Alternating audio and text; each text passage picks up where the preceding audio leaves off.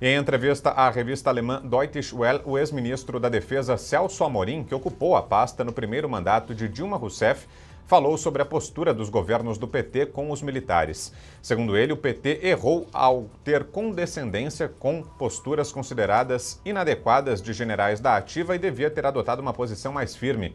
O ex-ministro também afirma que não teria indicado o general Vilas Boas para o comando do Exército em fevereiro de 2015. Ele foi questionado sobre se houve ingenuidade dos governos petistas em relação aos militares e ao próprio general Vilas Boas, nomeado comandante do Exército pela então presidente Dilma. A resposta foi: não vou criticar a Dilma nem meus sucessores, mas eu não teria indicado Vilas Boas. Menos por uma percepção política de que ele ia fazer o que fez e mais por eu ver nele uma pessoa que queria aparecer um pouco demais.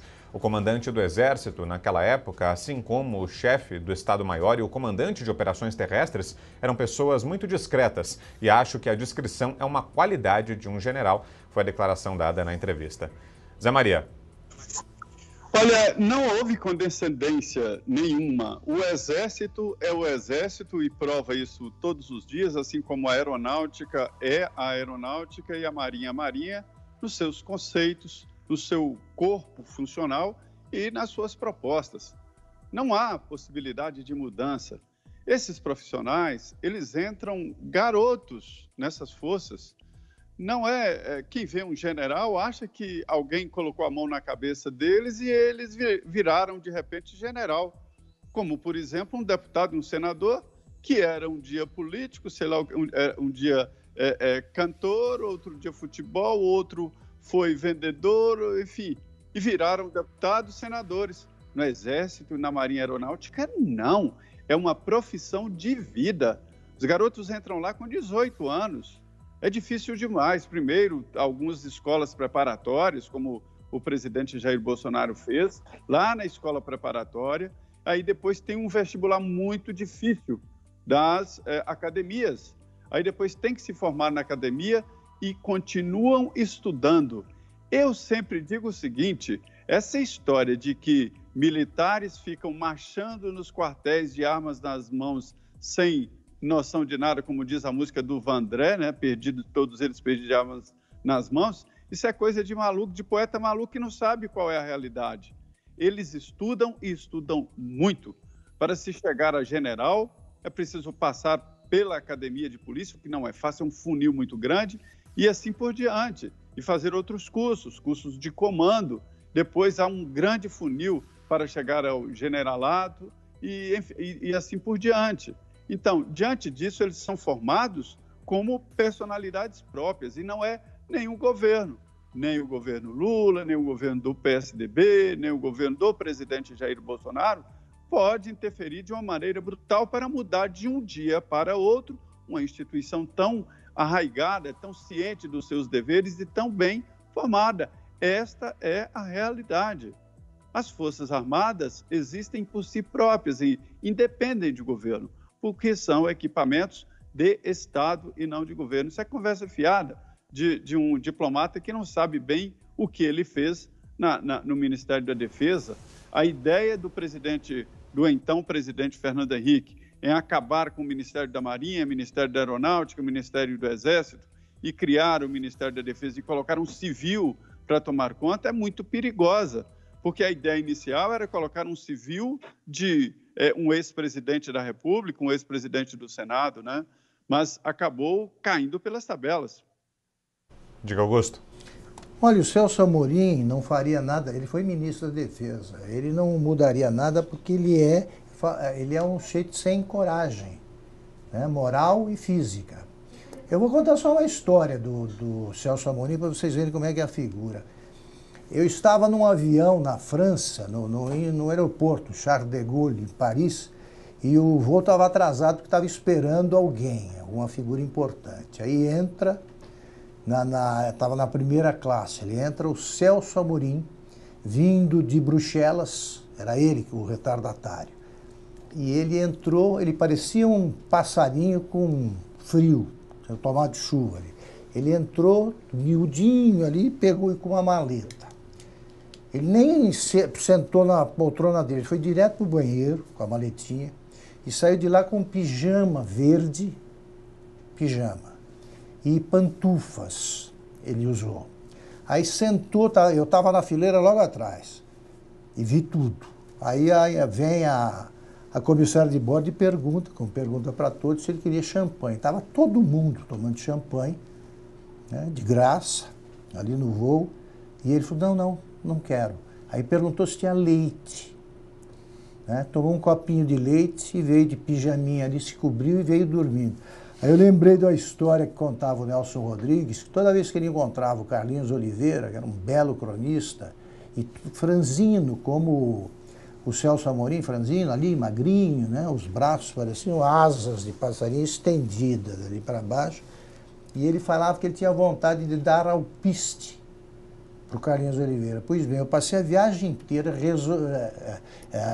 resistindo à tentação de oferecer o quê para o Celso Amorim? Alpiste. Diga aí, Fiuza.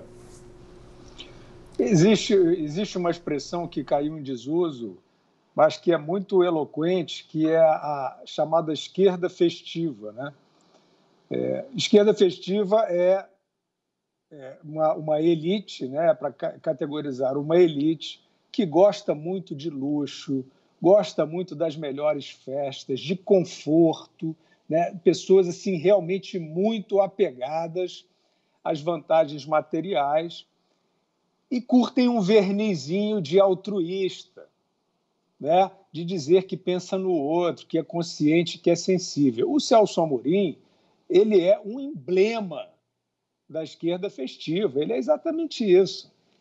O Celso Amorim é um personagem que vive na alta sociedade, né, que gosta de transitar aí no jet set, né, que traz uma paixão, né, por restaurantes muito conceituados de grife, e que no governo fazia o que nós temos tido que lembrar sempre aqui, que foi o petismo, aquela diplomacia devastadora, né? Aquela diplomacia de populismo latino-americano, fingindo ali uma resistência, uma oposição ao império do mal dos Estados Unidos e fazendo parceria com regimes bandoleiros desse populismo chavista, né? Venezuela, Bolívia,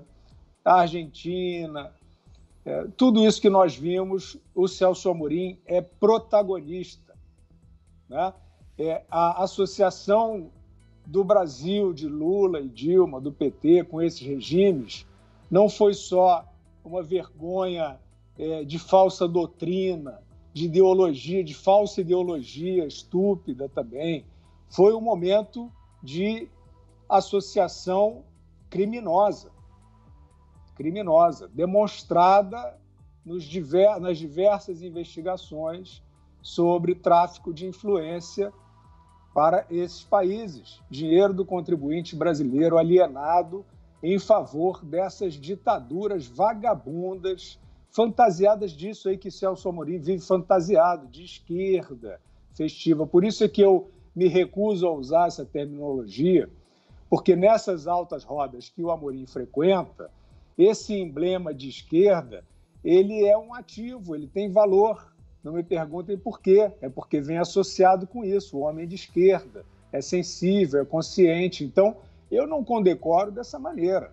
Não condecoro, eu vejo como é, né? Uma pessoa egoísta, avarenta, gulosa, interessada em benesses muito rasteiras e que tem um histórico altamente nocivo ao Brasil, né? Não só como inserção no mundo, péssima e caricatural inserção no mundo, como por conta de um projeto, que é um projeto corrupto, né? Do qual nós estamos falando quase no programa todo, e que tem, não adianta você dizer, não será então que o Moro é um pouco suspeito, então não adianta. Quem souber ler, quem não renunciar às suas mínimas faculdades intelectuais, tem todo, enquanto os senhores da verdade não cancelarem, tem toda a literatura da Lava Jato para mostrar exatamente como foi esse roubo proverbial. Proverbial. Eu me cansei, eu não li tudo, mas eu já me cansei de tanto que eu li.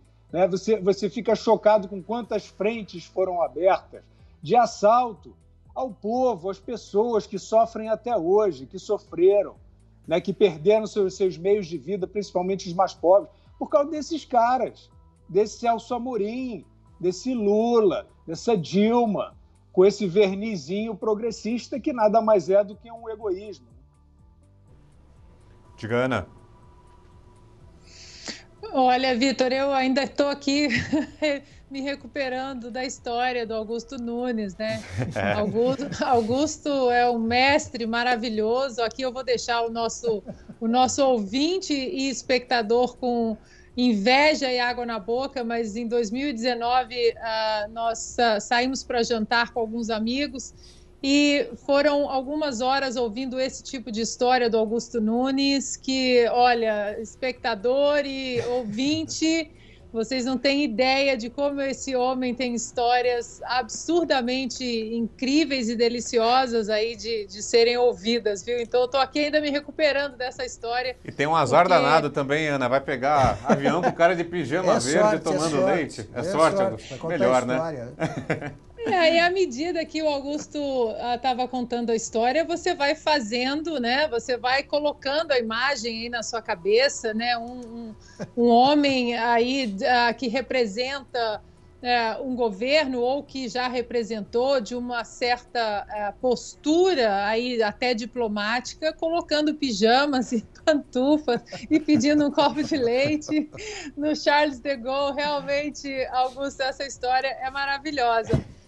Olha, a única coisa que eu tenho para falar em relação a isso, Vitor, é que eu invejo muito alguns pontos da política americana, com todos os defeitos que ela tem. Muita gente acha que não tem, mas ela tem sim. Inclusive vimos, né, presenciamos muita coisa aí para ser consertada nessa última eleição presidencial de 2020, mas é uma certa tradição de ex-presidentes e ex-ministros, ex-secretários aí, né, dos gabinetes do Salão Oval. Assim que eles saem, deixam as suas administrações, eles entram para uma vida mais discreta, eles entram para a filantropia, eles fazem suas palestras, mas eles metem muito pouco o dedo ou as palavras na atual administração. Obviamente, se não tem uma crise grande, né, que o mundo está discutindo, né, como uma pandemia ou uma crise imigratória, como estamos vendo aqui nos Estados Unidos agora, ou uma guerra. Mas, normalmente, a tradição é que eles entrem para uma vida mais discreta. E eu gostaria muito que os nossos ex-presidentes no Brasil e ex-ministros, quem sabe um dia eles seguem essa tradição americana aí e deixa a administração, a atual administração, qualquer que seja essa administração, trabalhar com um pouco mais de sossego.